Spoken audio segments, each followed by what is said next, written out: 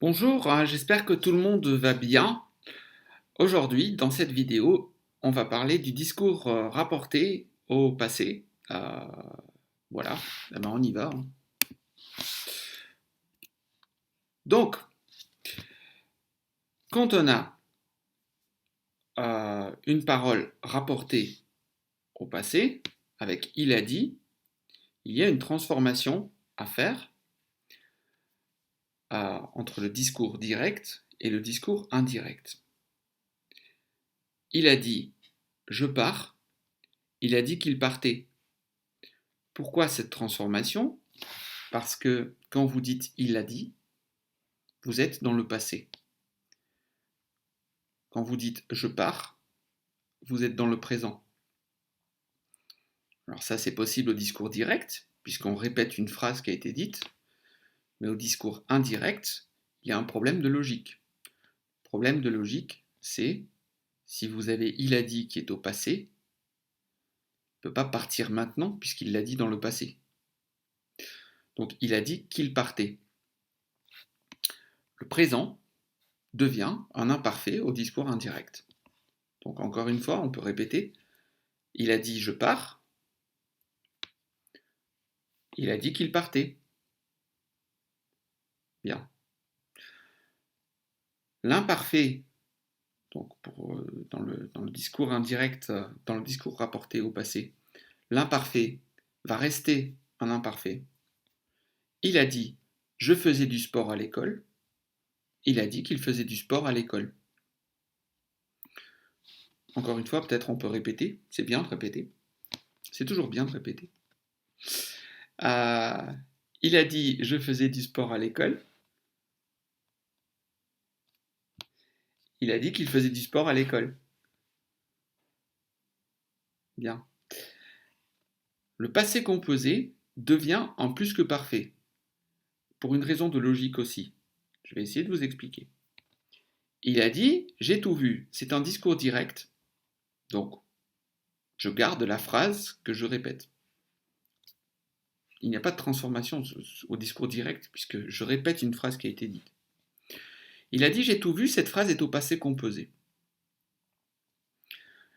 Quand il a dit j'ai tout vu, ça veut dire qu'il a vu tout. Je ne sais pas ce qu'il a vu, mais il l'a vu avant de le dire.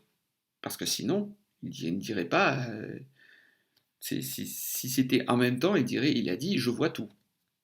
Donc j'ai tout vu, c'est bien une phrase qui est au passé par rapport à il a dit qui est au passé.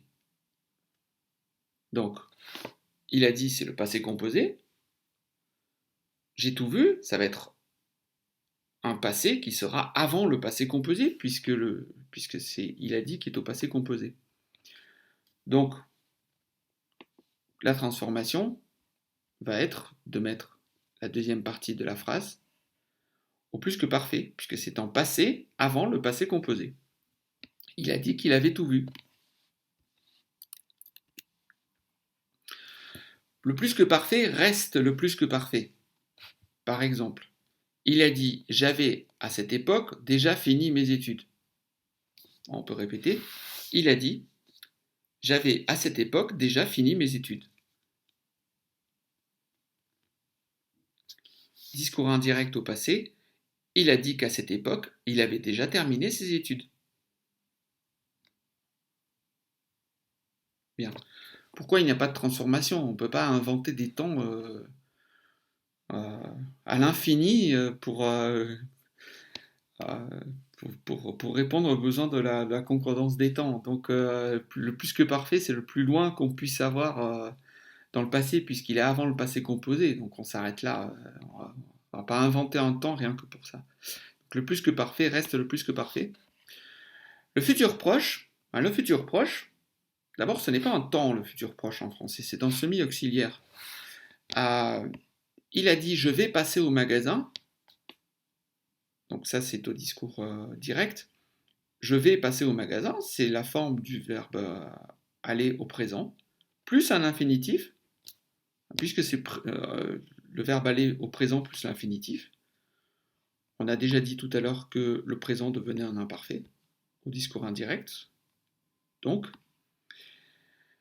eh bien le présent du verbe aller va devenir un imparfait du verbe aller. Il a dit je vais passer au magasin. Il a dit qu'il allait passer au magasin. Vous pouvez répéter, ce sera bien. Très bien. Le futur simple devient un conditionnel présent. Alors, vous pouvez trouver dans des livres le terme de futur dans le passé. Alors c'est très joli, futur dans le passé, et c'est vrai que c'est un futur dans le passé, je vais vous expliquer pourquoi. Le futur dans le passé n'est pas un temps a priori à part entière en français, c'est une fonction du conditionnel présent.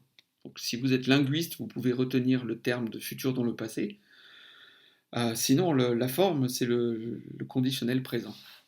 Alors pourquoi on dit que c'est un futur dans le passé? Il a dit je passerai plus tard. Il a dit c'est au passé. Donc il a dit quelque chose dans le passé. Je passerai plus tard, c'est un futur par rapport à ce passé. Donc c'est bien un futur, mais qu'il a exprimé dans le passé. Il a dit je passerai plus tard. Il a dit qu'il passerait plus tard. Pour faire simple, quand vous avez un futur simple, pour obtenir le discours indirect au passé, vous transformez le futur simple en conditionnel présent.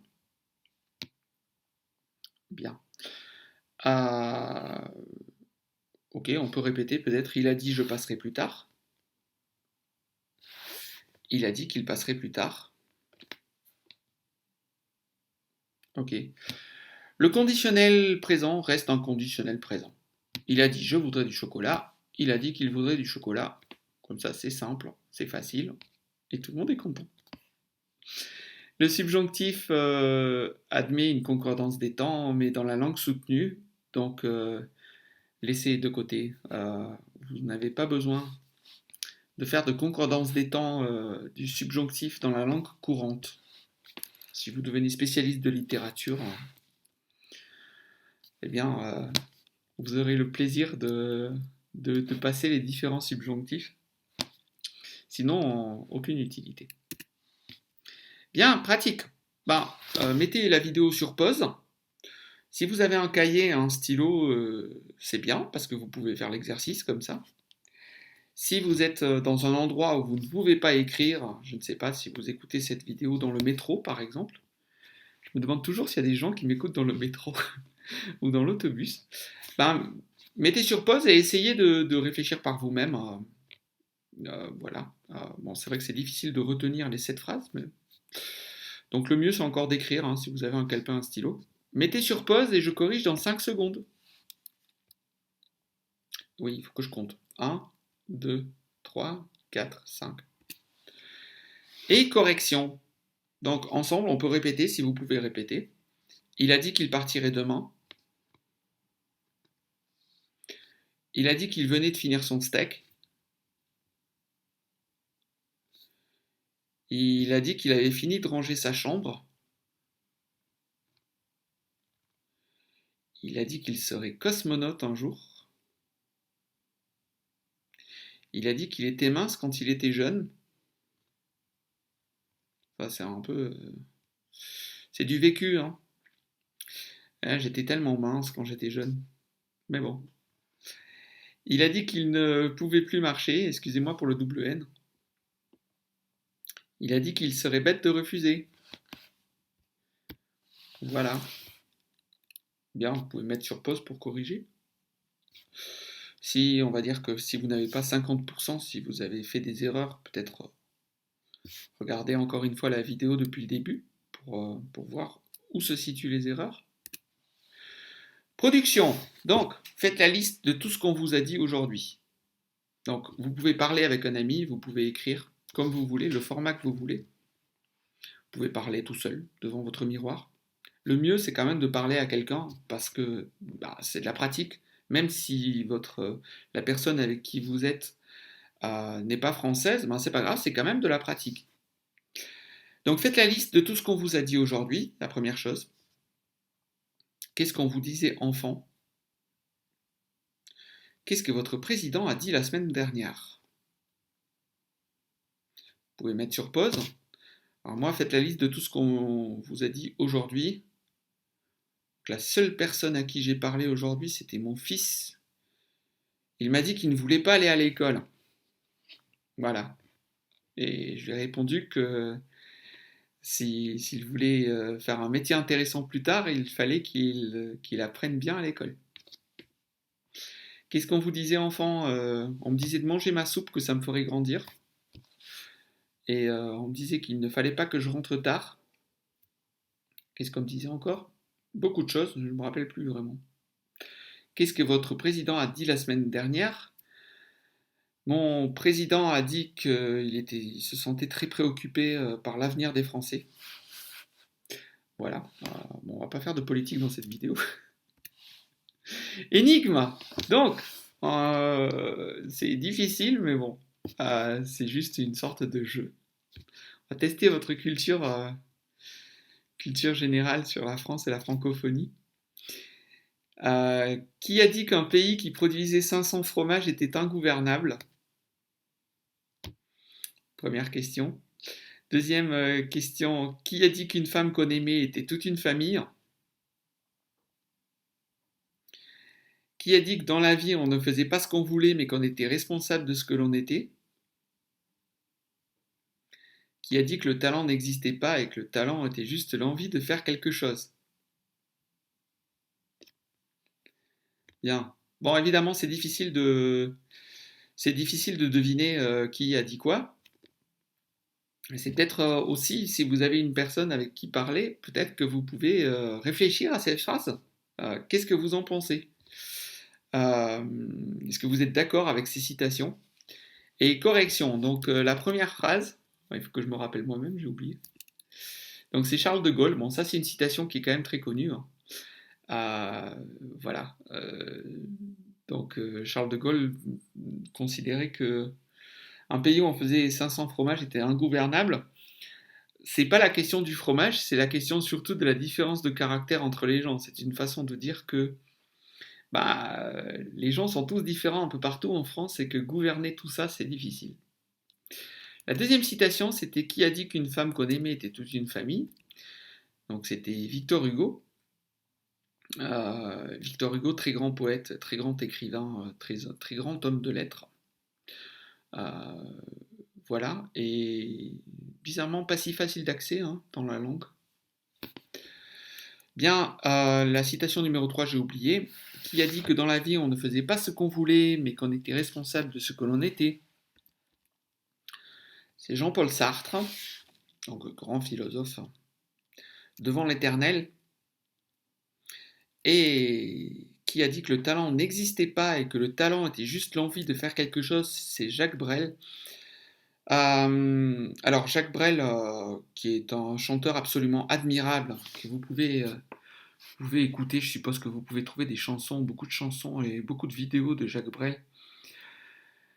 Et même, je vous conseille d'écouter ses interviews parce que c'est quelque chose d'assez incroyable. C'était quelqu'un qui avait vraiment une réflexion sur la vie.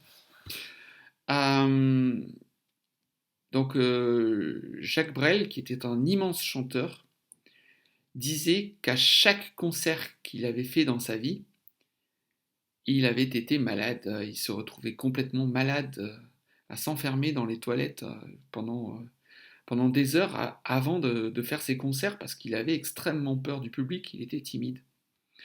Donc c'est une petite leçon de vie si vous stressez avant un examen ou si vous stressez dans n'importe quelle circonstance ou si vous avez le trac devant un public, pensez à Jacques Brel qui a été un des plus grands et qui pourtant était malade à l'idée de rentrer sur scène.